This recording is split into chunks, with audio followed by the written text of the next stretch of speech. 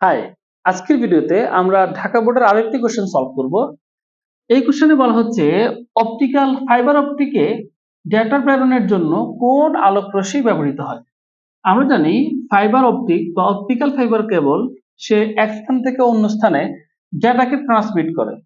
এখন প্রশ্ন হচ্ছে এই ডেটাটা ট্রান্সমিট হয় আলোর মাধ্যমে, ক্লিয়ার? এখন বলা হচ্ছে কোন আলোক রশ্মি ব্যবহৃত হয়। এখানে চারটি অপশন দেয়া আছে। এক নম্বর হচ্ছে লেজার, দুই হচ্ছে বিটা, গামা এবং আলফা। সঠিক উত্তর হবে এখানে লেজার। কেন? কারণ বিটা একটি হচ্ছে আহ আহ বিকিরিত কণা, বা আমরা যেটাকে বলি যে রেডিয়েশন পার্টিকেল বলি, রেডিয়েশন পার্টিকেল। এবং গামাও সেম রেডিয়েশন পার্টিকেল, এটি কিন্তু আবার খুব ক্ষতিকর। এই বিটা যেটা রেডিয়েশন পার্টিকেল, এটিও ডাটা ট্রান্সমিশন মিডিয়াতে ব্যবহার করা হয় না। আলফা হচ্ছে একটা পারমাণবিক কণা, যেটা ডাটা ট্রান্সমিশনে ব্যবহৃত হয় না বা অপটিক্যাল ফাইবারে ব্যবহৃত হয় না।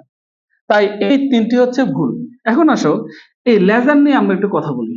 লেজার ছাড়াও অনেক বইয়ে লেখা আছে যে এলইডি ব্যবহার করা হয়, এলইডি। কিন্তু এলইডি তে তরঙ্গ দৈর্ঘ্য সুনির্দিষ্ট না হয় এটি সিগন্যালকে নষ্ট করে বা সিগন্যালের বিচ্যুতি ঘটায়। তাই এলইডি সঠিক, মানে এখানে তো নাই, বাট এলইডি ব্যবহার করা হয় না।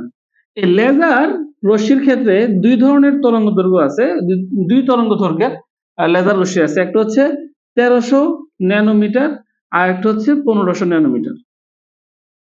এই দুইটা তরঙ্গ দৈর্ঘ্যই ব্যবহার করা যায়, কিন্তু এই 1500 ন্যানোমিটার তরঙ্গ দৈর্ঘ্য উৎপাদন করে এমন অ্যাম্প্লিফায়ার আবিষ্কার হয়েছে বা উদ্ভাবন হয়েছে, যার কারণে কমিউনিকেশনে অর্থাৎ অপটিক্যাল ফাইবার কমিউনিকেশনে লেজার রশ্মির 1500 ন্যানোমিটার তরঙ্গ দৈর্ঘ্যের যে তরঙ্গটা সেটা ব্যবহার করা হয়। তাহলে পরীক্ষায় কিন্তু এটাও আসতে পারে যে লেজারের কোন তরঙ্গ দৈর্ঘ্য ব্যবহার করা হয় বা কত থেকে কত তরঙ্গ দৈর্ঘ্য ব্যবহার করা হয়। যদি রেঞ্জ বলে দেয় তাহলে উত্তর হবে হচ্ছে 1300 ন্যানোমিটার থেকে 1500 ন্যানোমিটার। ক্লিয়ার? এই ন্যানোমিটার হচ্ছে তরঙ্গ দৈর্ঘ্য। আমরা তরঙ্গ দৈর্ঘ্য ন্যানোমিটার, সরি, এই তরঙ্গ দৈর্ঘ্যকে আমরা ল্যামডা দ্বারা প্রকাশ করি। আমরা যারা সায়েন্সে আছে আমরা সেটা জানি, না জানলে কোনো সমস্যা নাই। Lambda not important, but important is যে লেজার রশ্মির কোন তরঙ্গ দৈর্ঘ্যটা ব্যবহৃত হয়, সেটা হচ্ছে 1500 ন্যানোমিটার। কেন? কারণ এটার এমপ্লিফায়ার উদ্ভাবন করা হয়েছে এবং একচিটে ভাবে সেটা ইউজ করা হচ্ছে। তাহলে এলইডি কেন ইউজ হচ্ছে না? এলইডি ইউজ হয় না সাধারণত, এলইডির তরঙ্গ দৈর্ঘ্যটা সুনির্দিষ্ট না। এই এলইডি যদি ব্যবহার করা হয় আলোক উৎস হিসাবে, সেক্ষেত্রে সিগন্যালের বিচ্যুতি ঘটে, ডেটা লস হয়। ক্লিয়ার?